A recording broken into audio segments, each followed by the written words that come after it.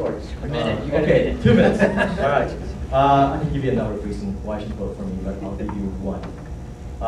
This goes back to my Filipino days in the Philippines. I grew up in poverty. There's 7 of us. We slept in the same room, all 7 of us. In the morning, we had a mattress all stacked up. At night, we laid them on the floor, and that's how we slept. I went to school from 6 in the morning to 6 at night.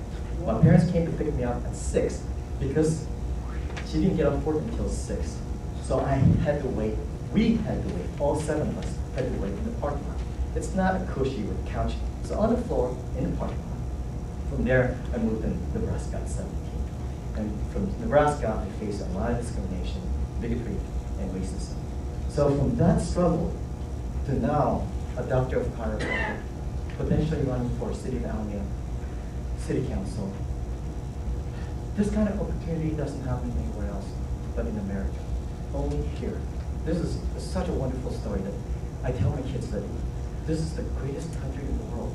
I'm ethnic Chinese, but born a Filipino, but I am an American by choice. Thank you. Well, thank you very much for coming out tonight. I know that there's a lot of excellent candidates with a lot of great backgrounds, stories, and great ideas for moving our city forward. So thank you for allowing me to join them in sharing my platform. First and foremost, it's about strengthening the lines of communication between City Council and also the community at large, because I think those lines of communication need to be strengthened.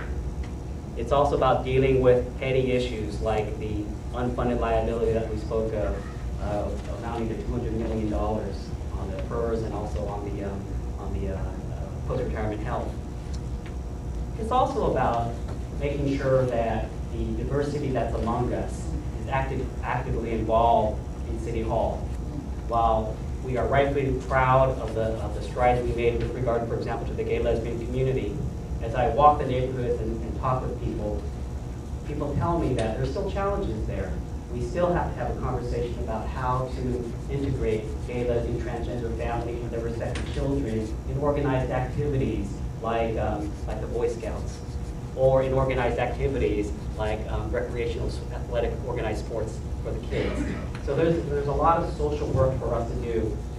Now, I used to serve on our city council for 10 years, and I enjoyed working with the public, working with particular stakeholders, but just meeting people informally, casual coffee talk meetings, or even formal town hall meetings. And I think that's what it takes. What we need to do, obviously, is important, dealing with unfunded liabilities, dealing with Alameda Point, dealing with traffic issues. What we need to do is obviously important, but it's also how we go about doing our work, I think, is as important. And I know back in my 10 years on City Council, I was committed to working closely and respectively and actively with the community.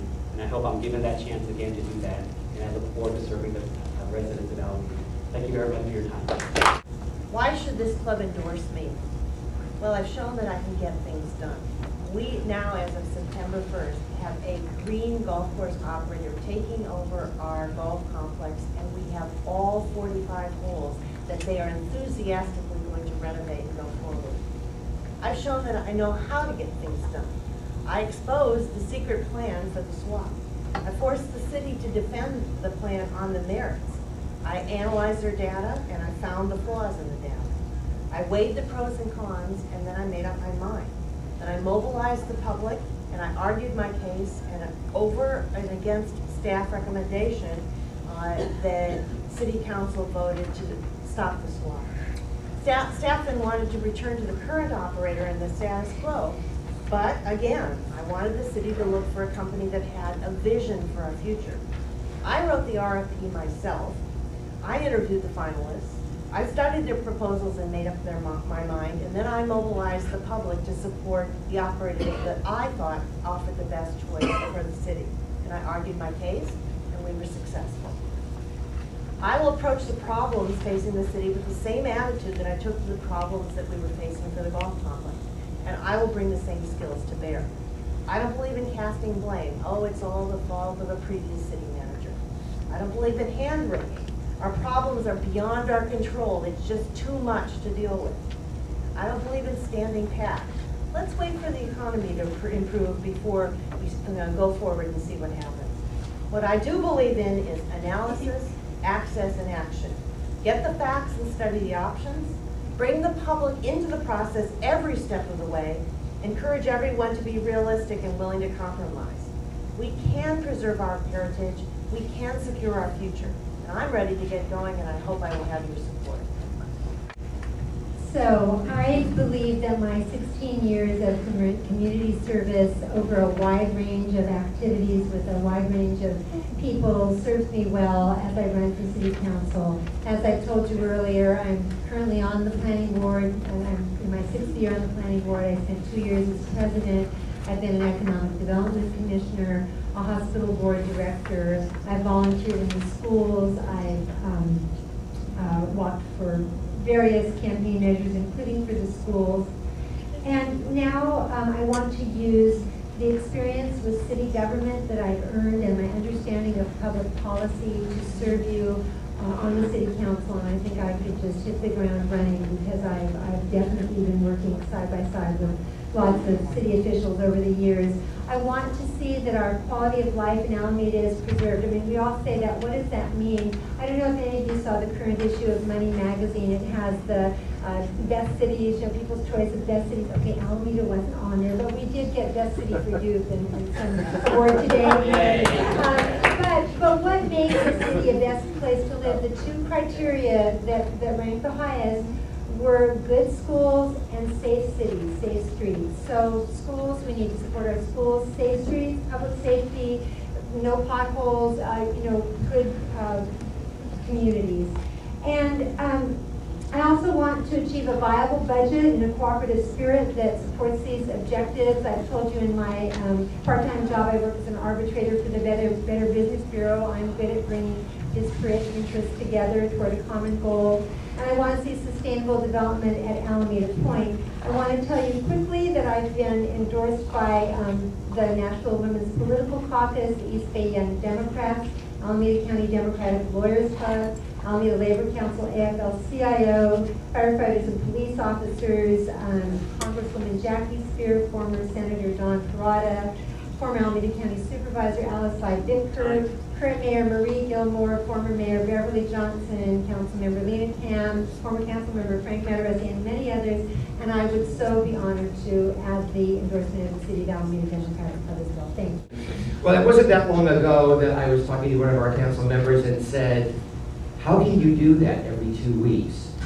And now I find myself in exactly the same situation. And so I think you have to reflect back on why you want to do that.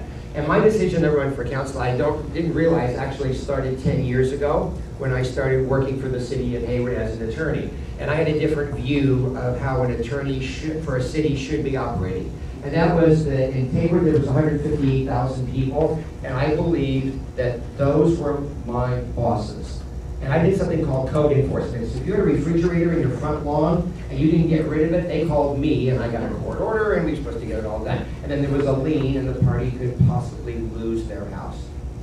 And I thought, there's a better way to do this. And so I took a different approach and I took something called a community mediation class. And for a lawyer, it was the kiss of death. Because with lawyers, you learn about law and facts. And that's how you decide cases. In the community mediation model, you don't use law, you don't use facts, and it was the worst weekend of my entire life. However, I started to use those techniques, first with dog barking cases, and you'd be surprised, there's a lot of intensity in that. And then I moved on to seniors in a mobile home park that were going to be faced with a rent increase, and we weren't going to be able to do anything about it. And I encouraged them to talk to their park owner, and I was able to function as the city's facilitator, although my boss said if it blew up, he was not going to cover me and I'd be fired, but I thought it was worth it because these were our residents. And then I had a very wonderful opportunity, and I am not at liberty to disclose all of it, but 2 years ago, our schools were in trouble. We needed a parcel tax that needed to be passed, and there were people that simply did not understand the reality of school. You didn't show me 30 seconds. You got the wrong one. No, that's Richard's fault. I've been watching him. Okay, so I'm gonna finish. Anyway, because we were able to bring people together under this community mediation model, understand the issue, get educated, and then work together for common solutions, we were able to get a resolution that worked for our entire community. And my only comment I want to say is that for those of you that think that mediation is a compromise, you're wrong. What happens is that you sit in a room and you talk to other people, and you get a broader base of knowledge, and you change your position. And that's what it's all about. So, you know my energy and you know my commitment. This endorsement is very important because it's an affirmation that I am doing what this club wants to do and what we stand for as Democrats. Thank you.